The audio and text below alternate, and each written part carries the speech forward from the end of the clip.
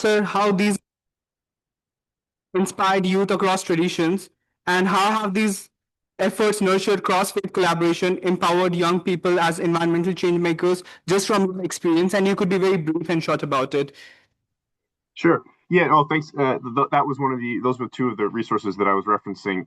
One of the gaps that we identified through the Youth Council was that there really isn't a space online for young people to come together and to share their stories that in a genuine language. Often I feel young people come into these spaces, and maybe this resonates with your experience, and you feel like you have to adopt a professional sort of I am work at LSE and I do this. But what about my identity as a Christian? How does that impact my faith and my actions within the environmental space? So we've worked to build an interactive database showcasing stories of faith, youth-led and faith-inspired climate advocacy around the world. I'm happy to share that link in whatever form is most accessible. But I would say sort of the most important thing is creating a space for this dialogue to happen where people feel like they can bring those perspectives into the room and also share practical examples of what they're doing. So in both of those examples, really the main insight has been there are young people all around the world and people from other generations who are really want to bring those values and that why into the conversation. And our role has been to create a space online for that's accessible to everyone. So I will certainly be able to share that at a later date. Thank you so much, Christian, for your time. I really appreciate your efforts joining all the way from London, irrespective of the time difference. So yeah, thanks again. Next up, we'll be having Hanika, whose work just doesn't limit to faith and tradition, but goes beyond that to conflict and political tensions. And these are spaces where young people often grapple with layered vulnerabilities.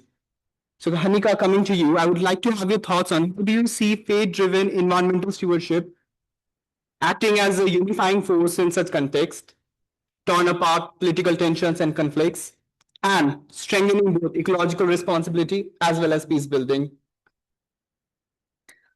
Thank you, Asher, for this important question. Today, I'm representing SaiPan, a network which promotes peace and reconciliation. One of our main mission is to onboard country ambassadors across all Commonwealth nations.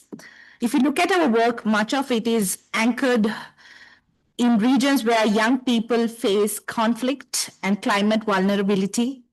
But what unifies them all, if you ask that question, if you look at it from a close angle, faith-based environmental stewardship is often the solution which unifies them all. Sri Lanka has faced a 30-year civil war, and it has been through an Easter attack in the recent past. But amidst all of this chaos and uncertainty, the beauty is how everyone, regardless of their ethnicity, or rather the differences, they united as one. It was the moral value behind each faith which united them as one.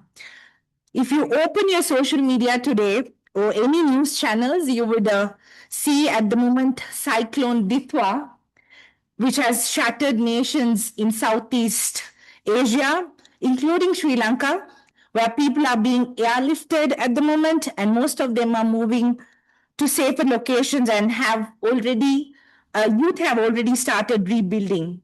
Youth from different backgrounds are rebuilding homes together.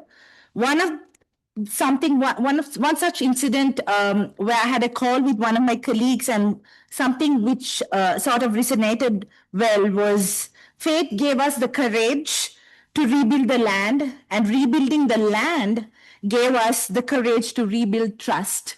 And this is something which struck with me. So most of them are seeking refuge at temples, mosques, and even kovils. So faith offers a moral language that communities often trust. This shared moral grounding always allows young people to work together, even when political realities are often keep them apart.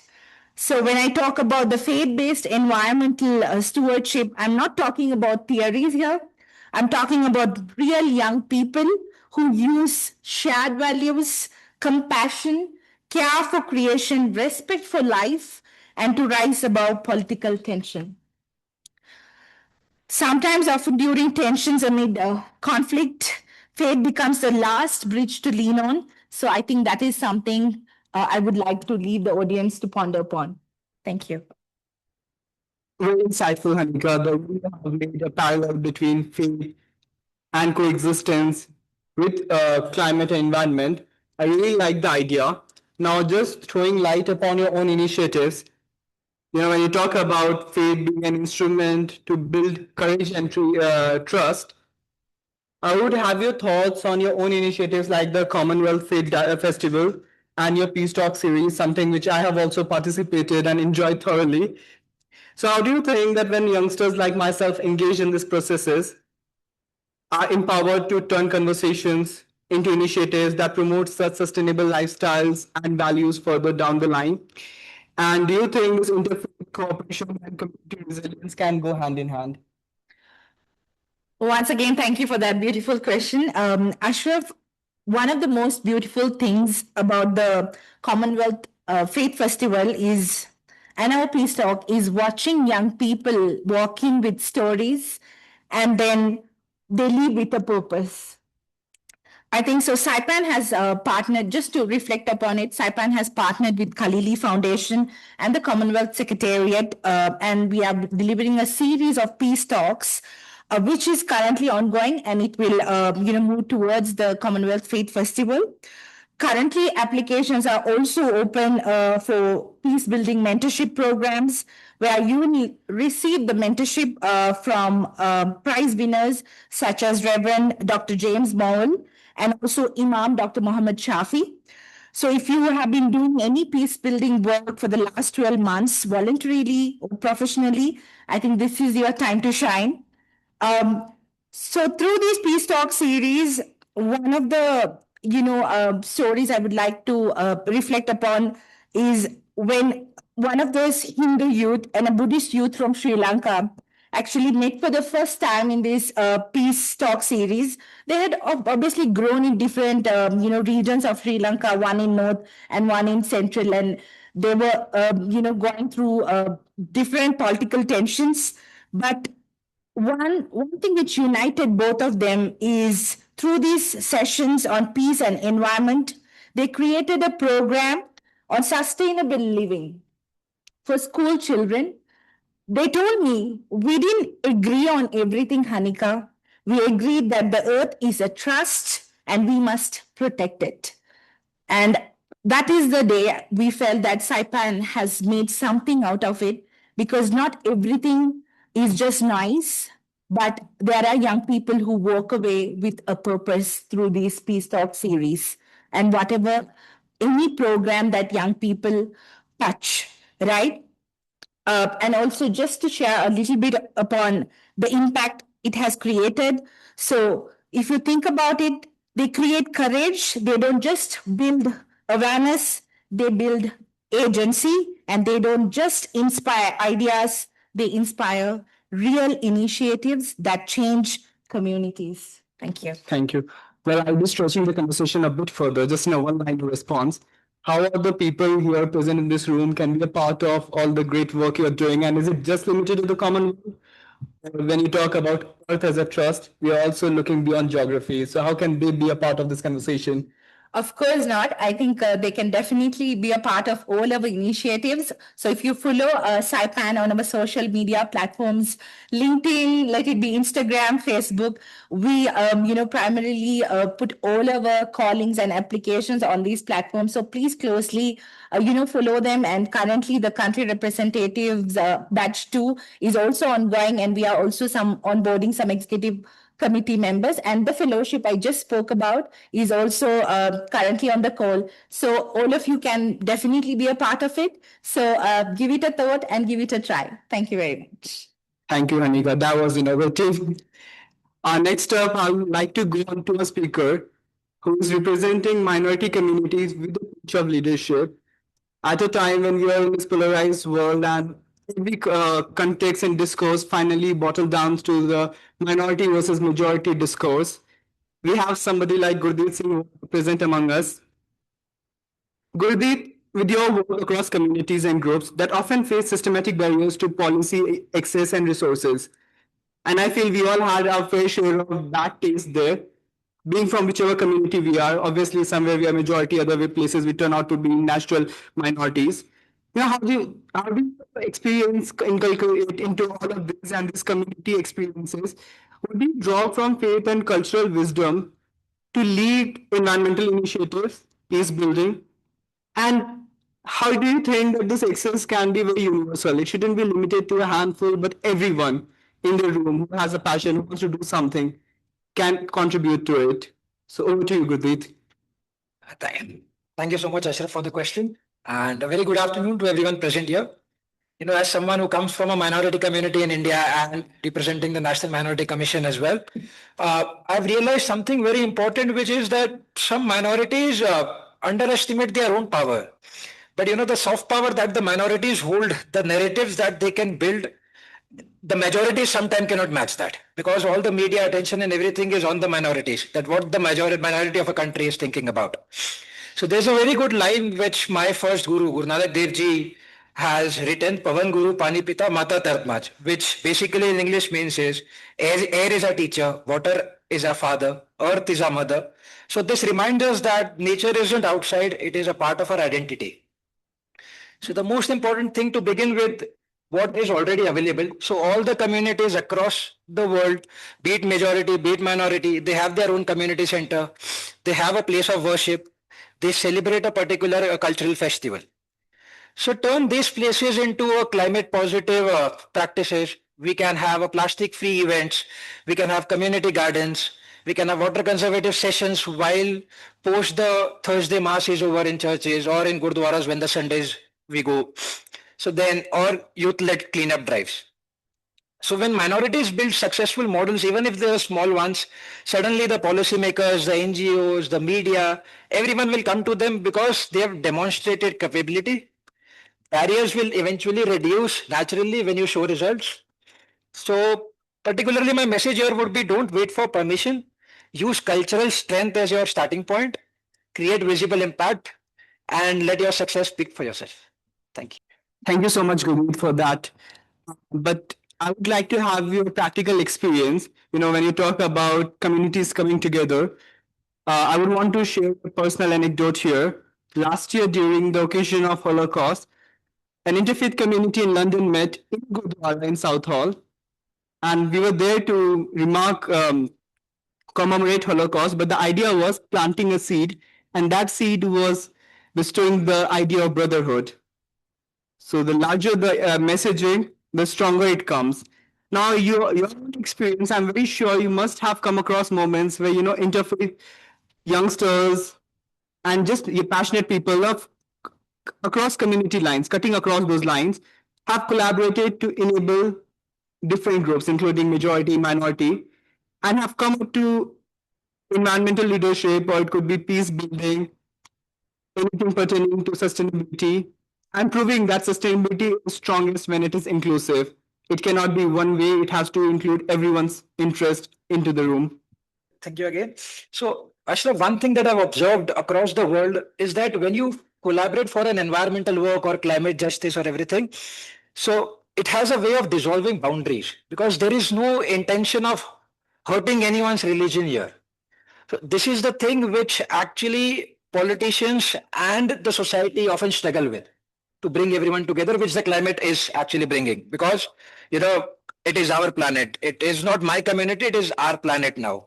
So there's one more teaching I would like to share it with everyone about my community that I belong to. It is like Manas ki jaat sabha eke pehchanbo. Recognize the human race as one. So, and I've seen this principle come alive in different countries and cultures as well. So, like to answer your question, Ashraf, in India, we have Sikh, Christian, Muslims, and tribal youth coming together, restoring a dying lake in the central part of India. So, the work started with one community, but within the weeks, it became an interfaith mission. And because, eventually the water belongs to everyone, so hence everyone has to come together. Just sitting in Kenya, there's one example of Kenya as well, which I actually was asking Charity now as well, that the Muslim and Christian youth students come together. They have run many river cleanup drives in Nairobi and mangrove restoration in Mombasa. The third example I would like to give you here is Brazil. Afro-Brazilian communities, Catholic youth, and indigenous groups have united to protect the Amazon. So across all these examples, something profound happens. The initiative stops belonging to one religion. It becomes a shared identity. So young people now should stop asking, who do you belong to? And maybe we should start asking each other, what can we build together? So for minority youth, especially, interfaith collaboration is transformative.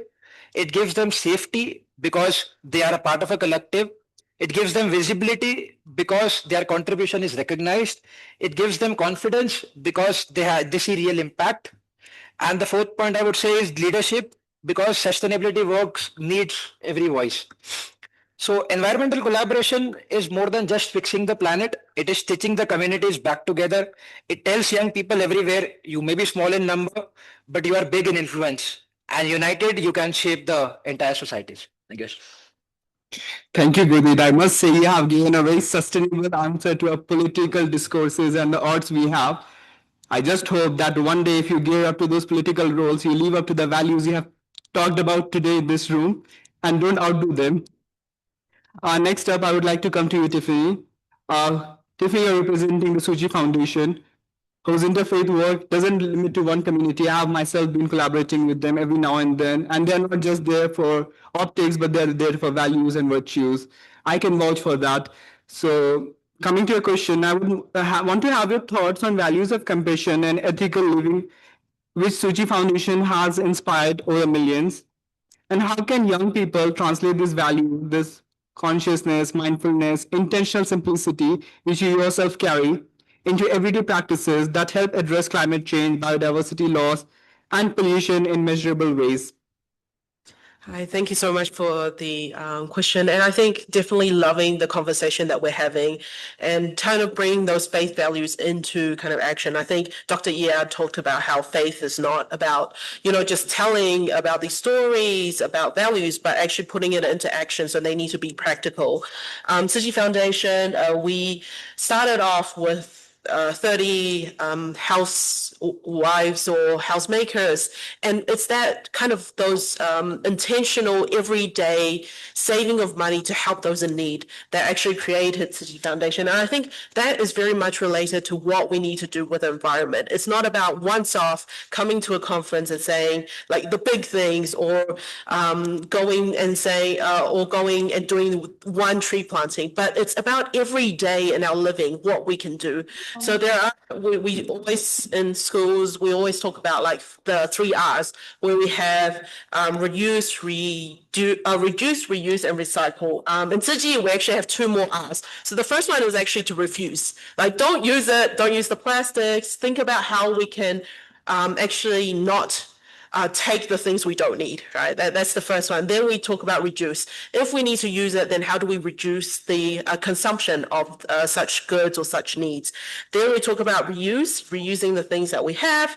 And then the next one is, can we repair and can we upcycle these things that we are already having? And the last one, of course, is recycle and making sure that we don't just throw things out and waste the resources that we have. So these actions should not be forced. Instead, they should integrate mindfully into our everyday living.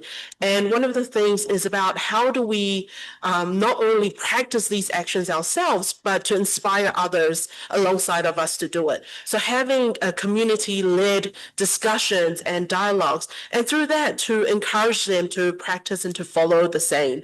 I think a lot of times when we say, oh, this is a good idea, please do it. It's not like that, because every community has its challenges, its way of living.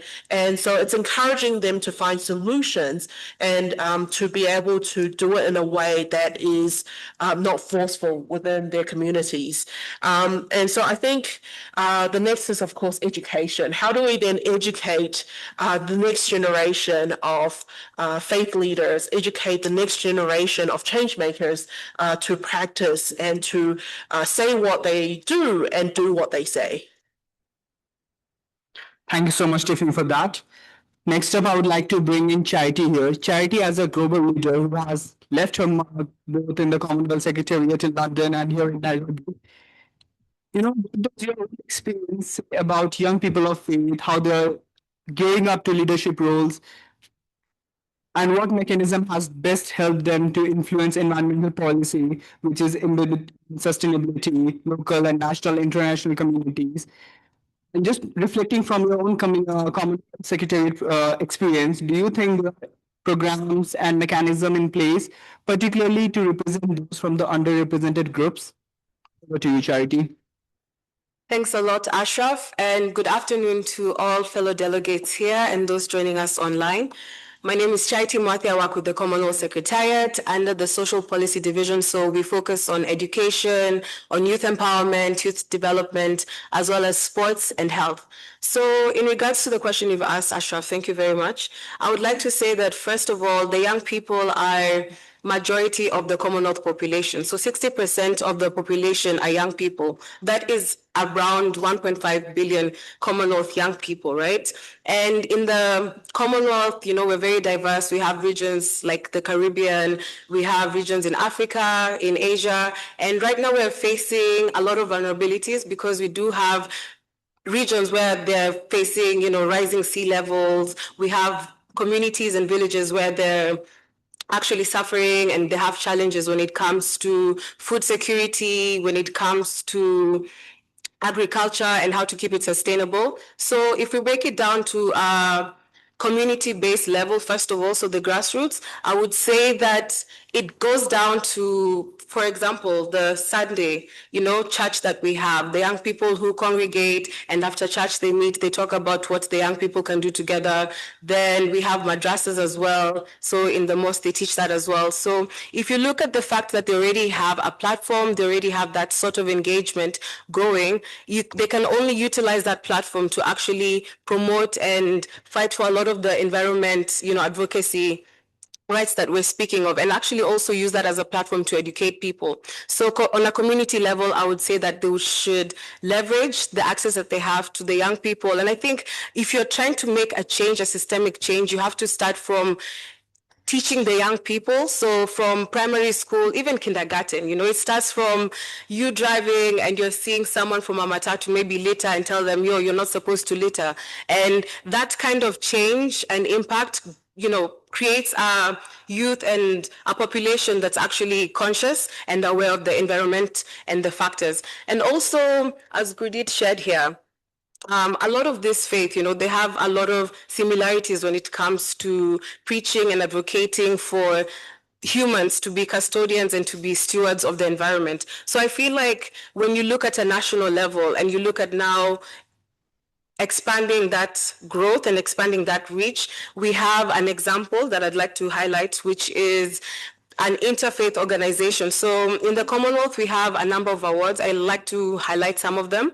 But for this, I'd like to talk about the Commonwealth Peace Prize, which is an award given every 3 years to a distinguished peace builder with a strong track record of faith and values-based engagement in conflict resolution, promotion, and social cohesion, as well as sustainable peace. So this is done in collaboration with the Kalili Foundation. So for the inaugural award, we had an imam and we had a pastor. And this is in Nigeria, where we have a lot of war going on, and especially a lot of faith-driven war. So in the 1980s, they started as enemies, as rivals, because there's a lot of conflict happening in that area at the moment, right? And a friend, posed this question and asked them, instead of focusing on how much you dislike and hate each other and how much, deep-rooted pain that has happened within their families over that period, how about you focus on coming together and actually creating an interfaith mediation center where you can actually create solutions moving forward? So they created the Interfaith Mediation Center in Nigeria, and now they mediate Christians and Muslims throughout Nigeria, and they have around 20,000 members guiding young people to prevent them from joining conflicts. So this has been seen as a very impactful way of bringing, young people together and also teaching them that. And we, through now the Commonwealth Peace Prize, awarded them £50,000 to support the work that they're doing and to also engage and enable them to continue doing that further. So that's on a national level, a very good example. On an international level, I would say that, as my colleagues here have spoken, we do have 14 youth-led networks. An example is the SAIPAN that Hanika is representing, so the Peace Ambassadors Network. Ashraf, I don't think he mentioned it earlier, but he's part of the Climate Change Network. We have Gurdit here, who's part of the Commonwealth Youth Council. So these 14 youth-led networks run, but as the Commonwealth, we provide capacity building, we provide leadership opportunities, and we also provide them with a platform where they'll have access to talk to ministers or rather decision makers, whether it's in policy, whether it's in academia, and actually have some of the declarations that they perceive to be a way to impact policy to move forward. So some of the platforms that we've had, for example, with COP that currently took place in Brazil, we had the youth declaration that was presented, the youth statement. We also have the Commonwealth Heads of Government meeting that takes place every 2 years. And a very key component is the youth forum that usually takes place before, and we have young people, come and talk, discuss, and also come up with recommendations and solutions on these global issues that we're talking about. So we normally have that forum, and they come up with a declaration that's actually usually adopted by the heads of states for the governments that we work for, and the Commonwealth, which are 56 member states. And I would say internationally, it's providing those spaces and allowing youth to take up and be part of the change making. Thank you so much, Charity, for that insightful expression. And I believe we have covered most aspects of faith, sustainability, starting from conflict, leadership, politics, or environment. Now, we need to cater to one of the most important aspects that so far has been limited to only certain discourses. Now we need to hear from the indigenous voice. And with that, I would love to have Vanya. And with that, I would also like to close this round with this set of insights. So Vanya, just talking about indigenous communities, my understanding is they hold profound knowledge systems, which is rooted in deep ancestral relationship.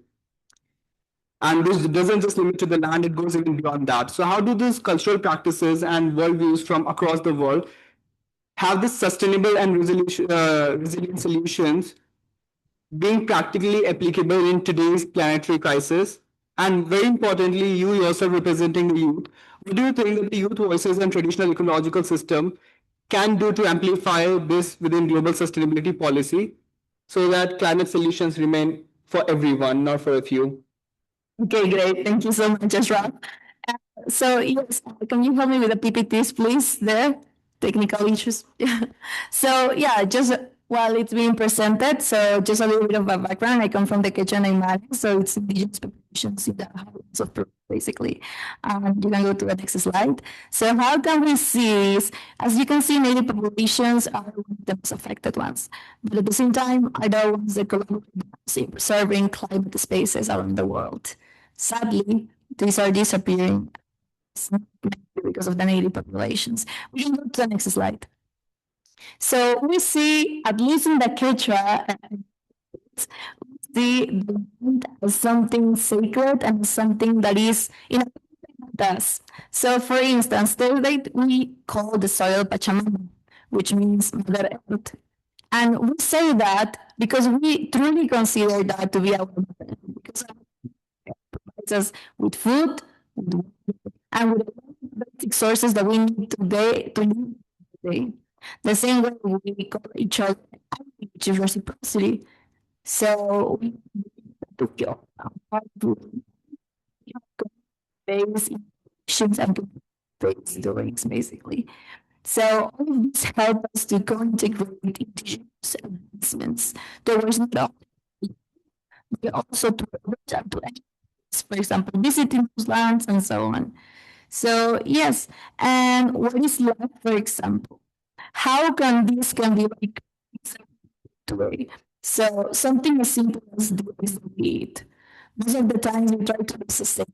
So, for example, after we eat some eggs, we just simply keep the shell and then we just use it for compost. I think most of us have done this as a kid. But also other stuff, for example, of food. We've heard about this. And according to the UN Food Program, the food produced for consumption is lost or wasted globally. This amounts to a day. That's a lot. And that's enough to make a lot of people survive. So we for example, that in the food that we're wasting, it's also wasting of the agriculture, the effort of the transport, in that to the sellers who sell that on the markets and so on. Some say that we have, so we call it sustainability, let's say.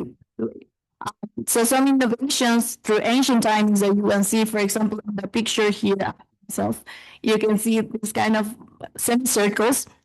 They have several uses for that. These are in agriculture, and you're gonna ask me those ancestral certain kind of food grow faster, grow stronger. Soil to make it. So yeah, so we have next slide. We also have some, like for example, aqueducts. So this is sacred natural sites. For example, you can drink super safe, no. And yeah, these are aqueducts. So, like 50 liters per second. So that's so fast, and that's more than combinations and so done that way. Different governance projects and etc. And next slide. So yeah, as I said, a little this is like the importance of all the indigenous areas, etc. But again, it's happening with them. Next slide, please. So it's happening with them. Most of the indigenous groups, at least of Peru, have been killed. 33 of them killed just simply because they are persecuted, suffer persecution, criminalization, just those sitting silence, taking care of those lands. The funding barriers also for these groups have been for the safety of the lands. So how to amplify and how can this go further? We can amplify these indigenous voices, but slightly. We don't see many indigenous spaces, so we don't life. And how can we include them? Next slide, please. So how can we include them? We could include them simply by just acknowledging them. So otherwise it's because of shows just told you the time.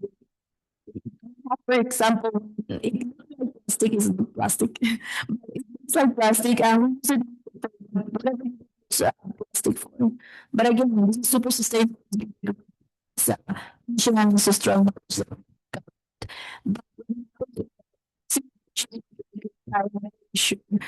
Just having their own. And I'm telling you this because these information. So I think much. So just that. For example, colors, clothing, our stuff with natural colors that we get from plants, vegetables, etc. So we can have sustainable clothing, sustainable, and sustainable. So, yeah.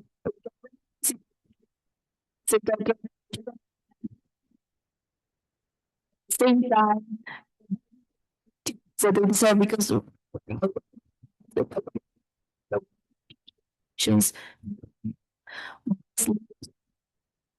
just social. So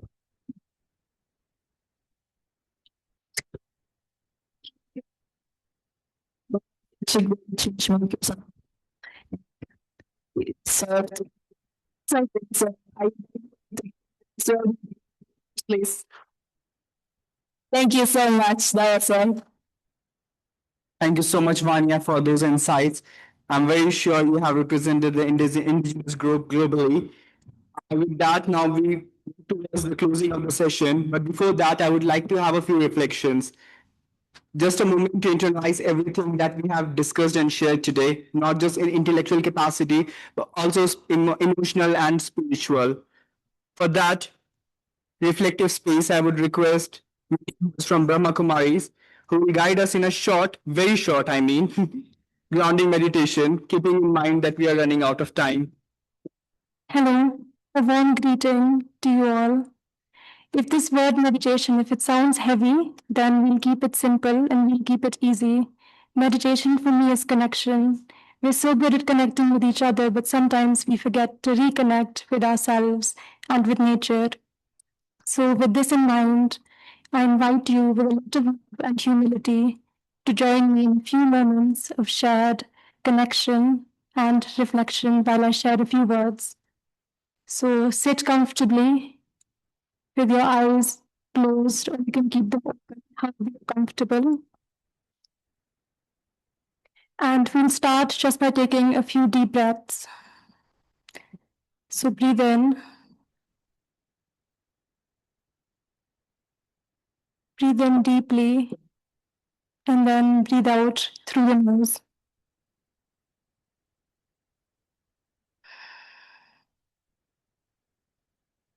And we'll just repeat this a few times.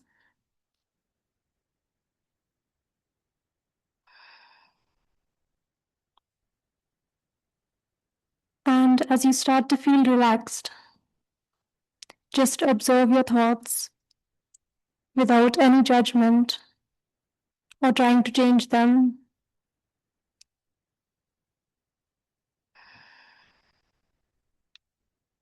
And collectively, let's create a single powerful thought. I am a being of peace and light. And let this radiate from you to all of the other beings in the room until it extends past the boundaries of this room and is a gift that you can share with nature and the whole world. Thank you. Thank you so much, Winnie, for that century movement. I believe without that, the session would have been incomplete. So finally, now I'm coming to close down. And before that, I would like to thank all my speakers, panelists, and everyone who has supported this session, not only here, but even standing and beyond this room, global territories. Special thanks to my friend Emmanuel, who's not with us today, but they have been the backbone of this session. I would also take a moment to thank Azmaira. She was here with us, but she had to leave for another clashing session. So all of these faces have been very crucial in shaping this entire idea of eco-faith, and I believe more of you will join and take this idea further.